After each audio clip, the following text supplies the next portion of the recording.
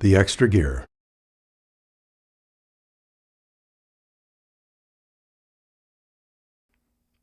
In this, the final clip in this chapter, we'll get down to the real-world aspects of mental skills coaching and talk about what actually happens when you work with a mental skills coach.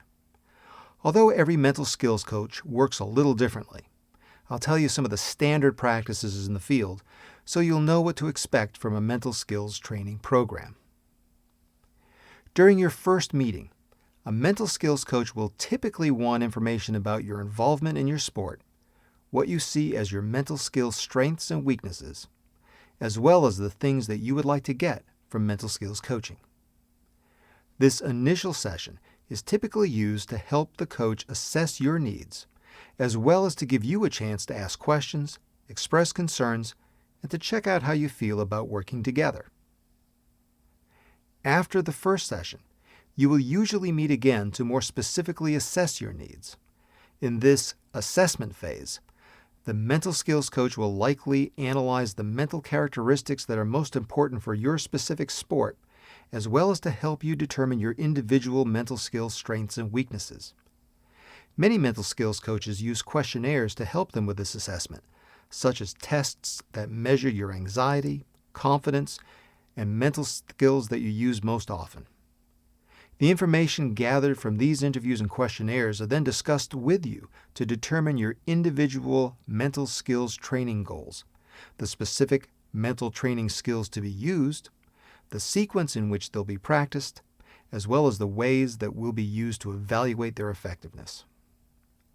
After this assessment, a mental skills training program can be thought of as having 3 different phases: education, acquisition, and practice.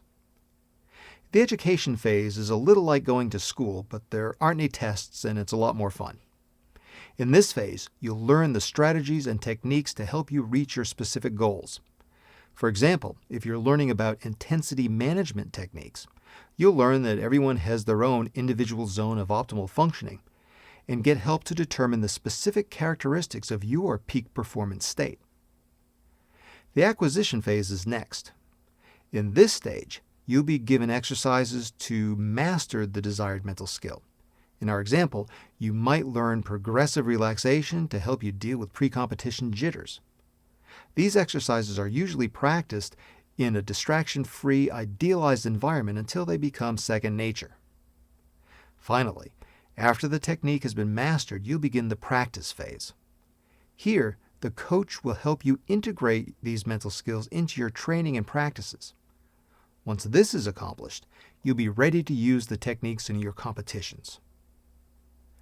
During the entire process of mental skills coaching, it's critically important that you are an active participant in determining the goals of your training, which mental skills are to be practiced, and how you'll practice them.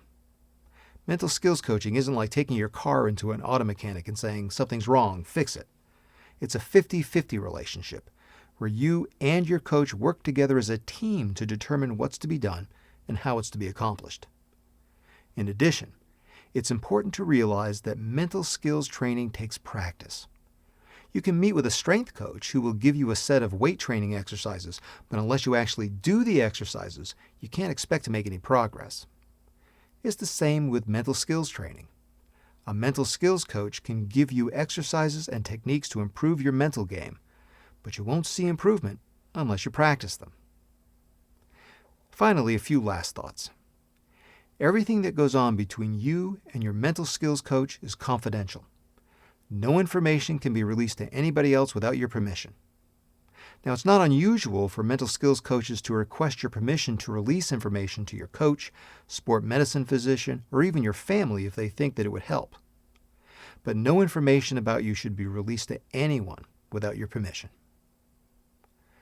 Lastly, you may want to know how often you're going to be meeting with your mental skills coach and how long it might take before you see some improvement.